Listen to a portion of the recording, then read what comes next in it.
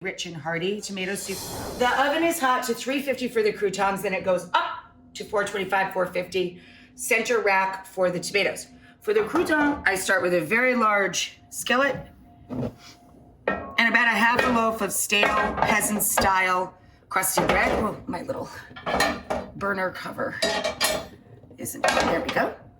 We're gonna heat the oil with a couple of cloves of crushed garlic.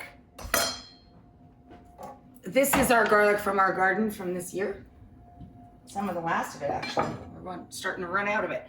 So that's gonna infuse in the olive oil and butter.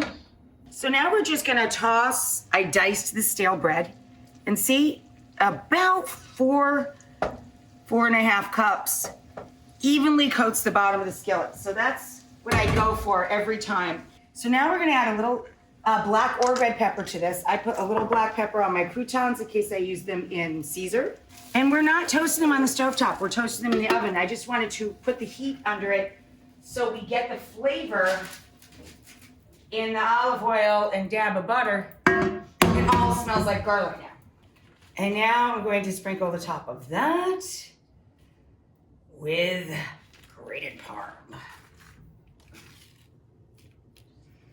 Or Romano, or both. Into the oven she goes until it's nice and toasty. Okay, so this is perfection. What we want is just toasted, not over toasted. I would let a crouton go even a little bit further, but we're gonna grind this up into our soup. Turn the oven temp up to 425 or 450. We're quick roasting, not slow roasting tomatoes here. So let's start with the tomatoes. All I did was core the top, as you can see here, by choking up on the bat and using your paring knife. Then I cut each tomato of any kind. There's a beefsteak tomato there. These are some vine tomatoes. No tomato tastes great in the winter. That's just the way it is. That's why we're doing this. So I'm just having them. I scattered a red onion, yellow onion, white onion, doesn't matter, a sliced onion onto a parchment-lined baking sheet. Now I'm gonna add a few fat cloves of crushed garlic. That's really just 4 cloves. They're just big cloves and they broke up when I whacked them. You just hit them with the side of your knife and that's it. You don't have to bother to chop it because we're gonna grind this whole thing up. Then I'm gonna season that with a little dry oregano, or you can add some fresh. Or you can use thyme. Thyme is lovely with this too. And then a little red pepper, if you like things a little spicy. A little touch of black pepper if you like it less spicy. No pepper if you don't like anything spicy, okay? Now this right here, this combo, gets olive oil drizzled over the top. The onions and garlic, okay?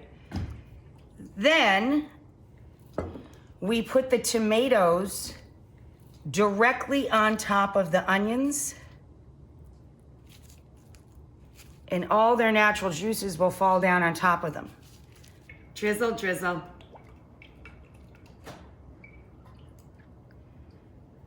A little more salt. Now we're gonna put this in the oven until the skin's brown and the tomatoes begin to slump. That depends on how strong your oven is. Took us about 30, 35 minutes last time we did this. We'll see. It also depends on the size of the tomato, obviously. And then I let them rest a bit until I can start to pick at them, and I just pull the skins off. The croutons I put into the pot, and I added about 2.5 or 3 cups of stock. Vegetable, if you want to keep this vegetarian, chicken, beef, whatever you have on hand. Take all of the juice. See how I'm turning the pan sideways? It's like a giant funnel. Couple of leaves of sweet basil get thrown into here, and we just start grinding this up. If you want to deepen the color, you can add tomato paste, tomato sauce, or tomato puree to compensate for tomatoes being out of season. And then you just put the whole pot of that beautiful soup on the table and top it with a few more little baby leaves of basil around the pot.